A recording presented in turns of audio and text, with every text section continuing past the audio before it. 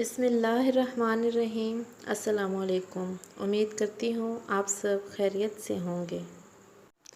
مایوسی سے بڑھ کر کوئی شے انسانیت کے لیے قاتل اور مہلک نہیں۔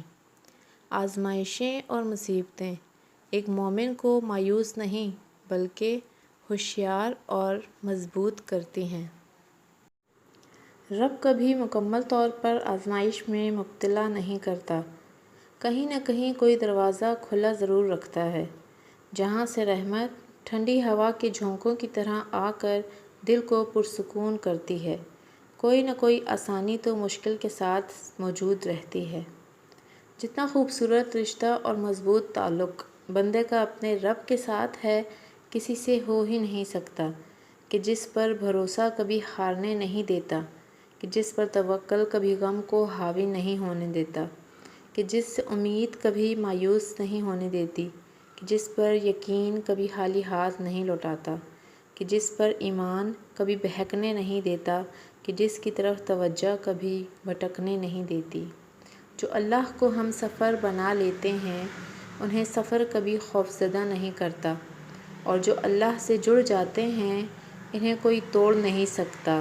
جو دعائیں اللہ کے سپرد کر دی جاتی ہیں ان کے مکمل ہونے کو کوئی موڑ نہیں سکتا، اس لیے اللہ سے تعلق مضبوط کیجیے۔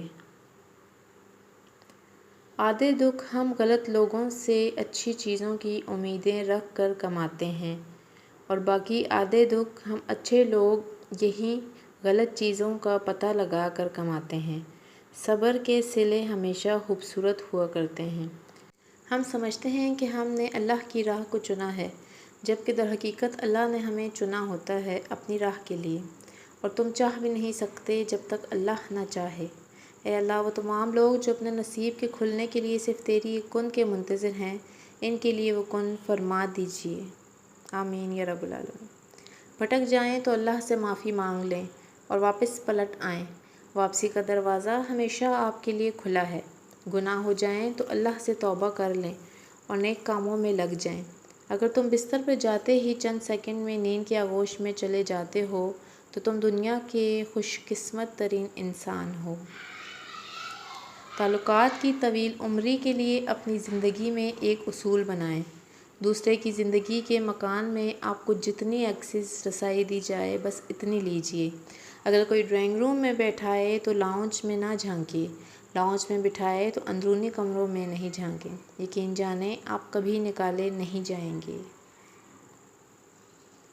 کیا آپ چاہتے ہیں کہ جب آپ جنت میں جائیں تو اس میں آپ کو آپ کے گھر والے بھی نظر آئیں؟ تو پھر انہیں نماز کا ضرور کہیں، چاہے انہیں کتنا ہی برا کیوں نہ لگے۔ صرف شرک کرنے والے نہیں، نمازیں نہ پڑھنے والے بھی جہنم میں جائیں گے۔ سخت رویے بات تو منوا لیتے ہیں مگر دلوں میں فاصلے بڑھ جاتے ہیں۔ جب رہنا ساتھ ہو دونوں طرف رویوں میں لچک ہونی چاہیے، کچھ منوا لیا کچھ مان لیا۔ یہی مثبت رویہ رشتوں میں تازگی برقرار رکھتا ہے۔ جہاں انا ہو وہاں صرف پچھتاوے اور تلخیاں ہی ہوتی ہیں۔ آپ جتنا پرانے ہو جائیں گے اتنے ہی خاموش ہو جائیں گے۔ گزرتی عمر کے ساتھ ساتھ زندگی ہم عاجز بنا دیتی ہے۔ تب احساس ہوتا ہے کہ کتنا قیمتی وقت بیکار خواہشات کے پیچھے بھاگتے ہوئے ضائع کر دیا۔ وقت کی قدر کریں اور اچھے کاموں میں وقت کو لگائیں۔ اگر کبھی یہ لگنے لگے کہ مجھے کم سے نوازا گیا، میں اس سے زیادہ کے قابل تھا، یا کبھی دعاؤں کے باوجود حالات بدل نہ رہے ہوں اور آزمائش ختم نہ ہو رہی ہو تو اللہ کا فرمان یاد کر لیا کریں۔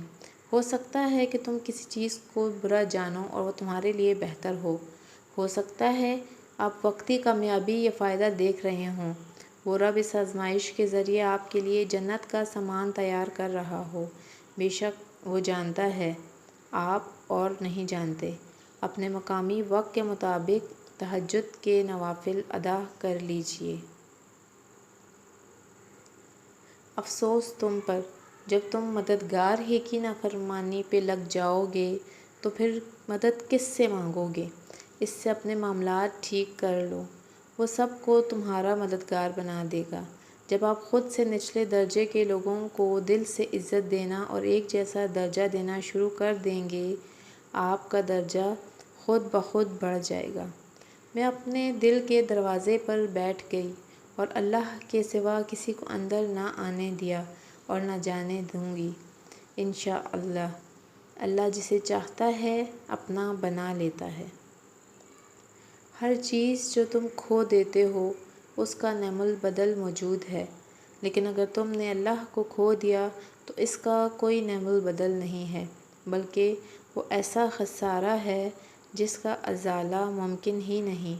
کبھی رب سے اپنا رابطہ ٹوٹنے نہ دینا۔ ویڈیو اچھی لگی ہے تو اسے لائک، شیئر کریں اور چینل کو سبسکرائب کریں۔ Thank you.